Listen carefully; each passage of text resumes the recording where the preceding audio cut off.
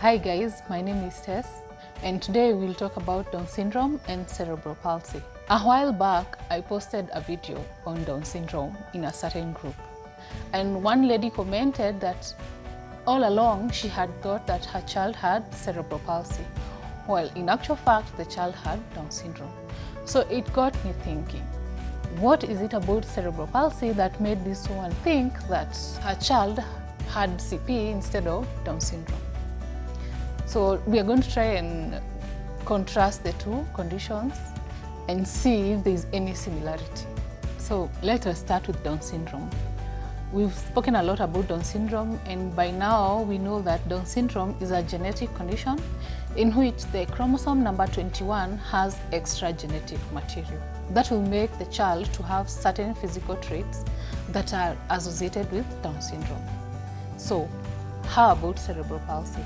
Cerebral palsy is a neurological disorder.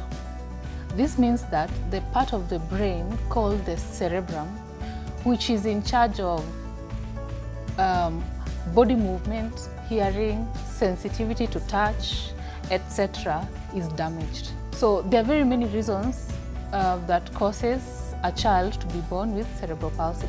I'll name three. The first cause is abnormal development of the fetal brain. So that means that the communication between the brain and the body in regards to movement, feeding, hearing is damaged. So that one will lead to cerebral palsy. Number two is lack of oxygen to the fetus. If the mother has an infection or is using illegal drugs, blood flow to the child will be hampered. So that means also the amount of oxygen that is getting to the fetus is also limited. That will definitely lead to a child having cerebral palsy. Then the third one is when the brain of the fetus bleeds due to a stroke. So you're wondering, how can a child have stroke when they are in the womb? They can if the mother has a pelvic inflammatory infection, or the placenta is inflamed, or there is limited blood flow to the fetus. That will also lead to the child having cerebral palsy. The other differences that are there are a child with Down syndrome will have slow intellectual growth, but a child with cerebral palsy, their intellectual growth is normal. So that's the difference. And the final difference is a child with cerebral palsy will have exaggerated muscle movement, in the sense that you might notice like they're not able to control their hand movement, their leg movement, and so on and so forth.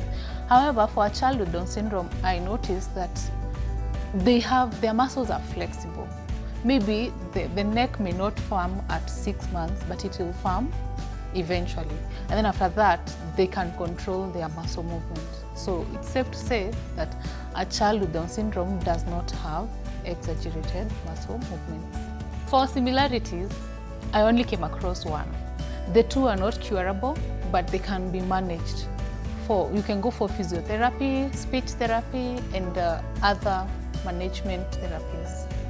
I also came across something that I found strange but made sense, that a child with Down syndrome can have cerebral palsy.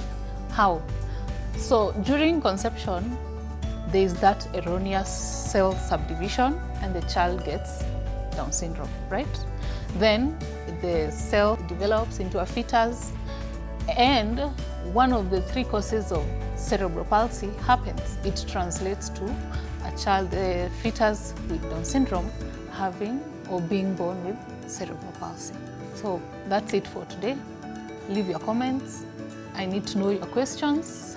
Let's talk, let's converse. Until next time, have a good one.